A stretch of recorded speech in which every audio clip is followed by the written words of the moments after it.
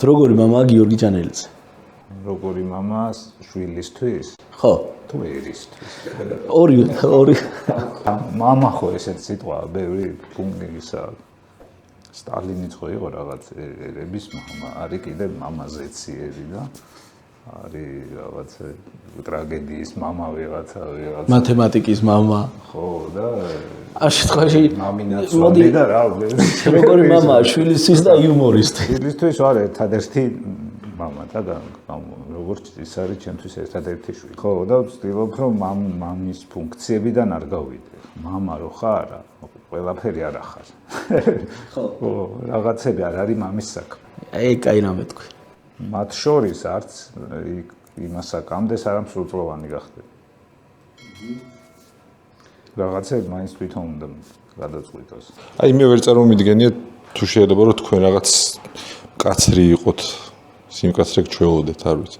ყოფილა ხოლმე მომენტები რომ კესარიასთან უხეშად მოგცეულ ხართ გიჩხუბიათ. სიმკაცრე გამოგიჩენიათ და რა ზოგადად რამდენად საჭიროა სიმკაცრე შვილებთან ურთიერთობაში.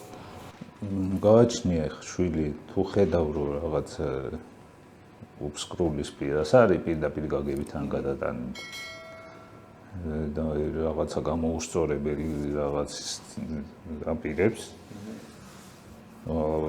და ჩაედივა აუცილებლად მაგიტო ხარ მამა რომ რაღაცა საკამდე ეს ასაკი ხო იცვლება ეხა იმ ეპოქების მიხედვით ხან 12 წლის იმაშორებოდნენ რა ქვია ათხოვებდნენ ხან 21 წლის წლამდე იმაშორი მეყიდე ალკოჰოლს და ეს იცვლება შენ რა ეპოქაში ცხოვრობ სანამდეც მამის ფუნქციები არის შვილი მიიყვანოს ჯამრთელი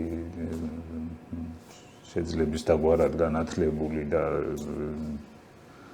ჩაცმულ და ხურული რაღაცა საკამდე ეგ არის მამის ფუნქცია და მაგის იქით არ ვიცი უკვე ის არის და სამსჯელოა საკამათო თქვენთანაც აქ ბევრ ვერსიას მოისმენთ ალბათ მამების შენს კითხვა მოდილა და რატომღაც ესე ვფიქრობ რომ ალბათ ერთ-ერთი ყველაზე რთული პერიოდია მამობისთვის იმიტომ რომ იმდენი გამოწვევა და იმდენი საცდუნებელია გარშემო რომ მე კიდე არა მეშავს ერთი შვილი მყავს და ხო არის არა მრავალშვილიანი მამები და